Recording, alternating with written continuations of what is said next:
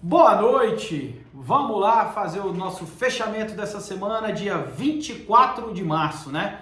Mais uma semana de bastante volatilidade em todos os mercados, desde equities, cripto, câmbio, o mercado realmente bastante sensível, principalmente com o cenário de bancos internacionais, tanto na Europa quanto nos Estados Unidos, né? Então, no final na verdade, no início dessa semana, né, de domingo para segunda-feira, vamos lembrar, a gente conversou sobre isso, a gente teve a aquisição do UBS, na verdade, a gente teve a aquisição do Credit Suisse pelo UBS, né? Principalmente aí favorecido pelo Banco Nacional da Suíça, que realmente o Credit Suisse estava começando a sofrer uma corrida bancária muito forte por falta de confiança, né? Um banco que vinha tentando realmente aí se reestruturar há alguns anos e foi bastante complexo. Recomendo assistir o nosso episódio dessa semana, onde a gente fala dessa transação e todos os impactos para o mercado financeiro, tá? Nessa semana a gente teve a super quarta, na quarta-feira o Federal Reserve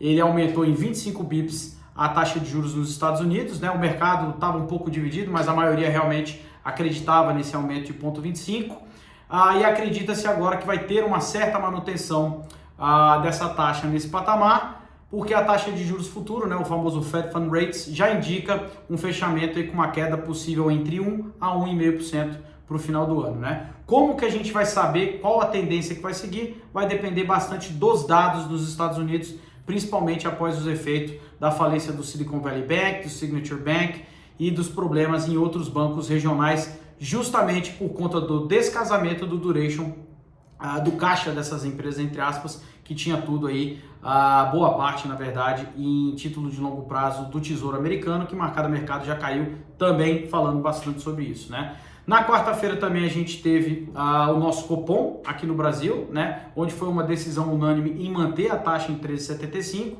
só que o recado dado, né, o tom, ele foi um pouco mais duro realmente com a questão fiscal e também um pouco preocupado com a inflação que ainda segue um pouco pressionada aqui no Brasil, né? Qual é a nossa visão sobre o tema? Acredito sim que deveria ter tido uma manutenção, mas eu acho que não precisaria de um tom tão duro, até porque o crédito já começa a ficar bastante restrito aqui no Brasil e começa a ter um impacto bastante negativo nas empresas, né? Não acho que deveria reduzir os juros como o governo vem pressionando, porém não precisaria, na nossa visão, do indicativo tão duro, né? Eu acho que dá para trabalhar com uma proximidade um pouco maior e o governo, principalmente, ser mais claro, com menos ruído na questão fiscal, tá? Outro ponto aqui da semana que vale destacar, lá nos Estados Unidos a gente teve uma semana, apesar da volatilidade maluca, a gente teve uma semana mais positiva para as bolsas americanas e aqui no Brasil bastante negativa, principalmente para o Copom, né? Nossa bolsa aí caiu quase 4 na semana e vem completamente destoada do mundo inteiro, bem negativa, né? Infelizmente pelos ruídos políticos, e a gente começa a ver realmente esses efeitos aí na economia real, ou seja, a janela para o governo atuar está ficando cada vez mais estreita. A gente precisa realmente de um recado urgente para as coisas andarem aqui no Brasil, tá? Na ponta de câmbio, o dólar na sexta-feira passada estava 5,27, fechou essa semana com uma leve queda, principalmente por conta de hoje, que é quase 1%, o dólar fechou a 5,24. Outro ponto, o nosso câmbio aqui é uma das piores moedas de países emergentes, justamente pelas razões que eu falei dos ruídos internos, né? O cenário macro tende a favorecer uma valorização do real se a gente tiver a contrapartida interna aqui no Brasil, tá? Na parte de equities, eu acho que tem um ponto bastante relevante, principalmente porque a gente tem aqui na carteira, que é a Block, né? A antiga Square lá nos Estados Unidos.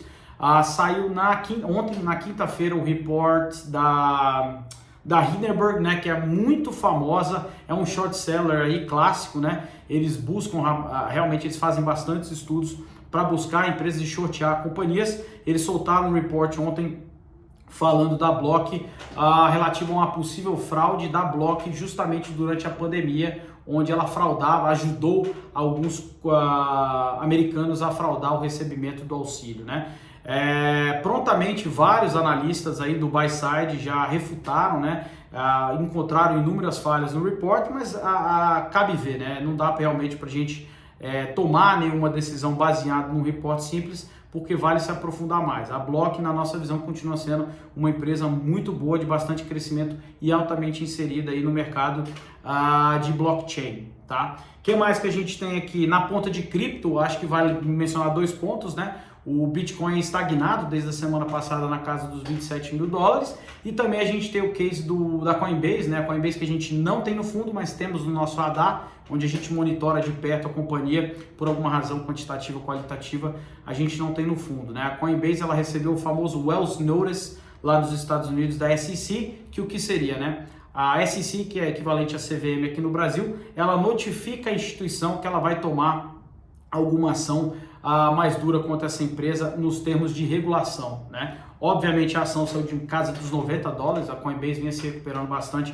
principalmente porque cripto no geral, claro, puxado pelo Bitcoin vem subindo, mas ela saiu de quase 90 dólares para 67 que ela fechou hoje. Também vale ficar de olho, né? A nossa visão, gostamos muito do case, apesar de não ter no fundo, é uma empresa que já vem se preparando bastante para toda essa regulação no mundo cripto que está começando a acontecer, mas de novo é um capítulo aí que impacta principalmente no preço do ativo no curto prazo, tá? Destaque pra gente aqui do lado positivo na semana, a maior alta da semana com quase 8% de alta foi Tesla, né? E em segundo lugar, Nvidia puxando bastante, tá? Na ponta negativa, claro, acabei de falar, a gente teve Block, que caiu quase 16%, e 3R novamente sendo puxada pelo cenário interno e também pelo preço do petróleo, que vem sendo bastante pressionado agora abaixo de 70 dólares, tá? E acho que pra gente concluir, como é que fica a nossa visão para as próximas semanas? Acho que tem dois pontos a ser observados. Um ponto de longo prazo, outro ponto de curto prazo. No curto prazo, claro que a gente vale observar no cenário internacional como que vai desencadear os efeitos sobre os bancos médios, né?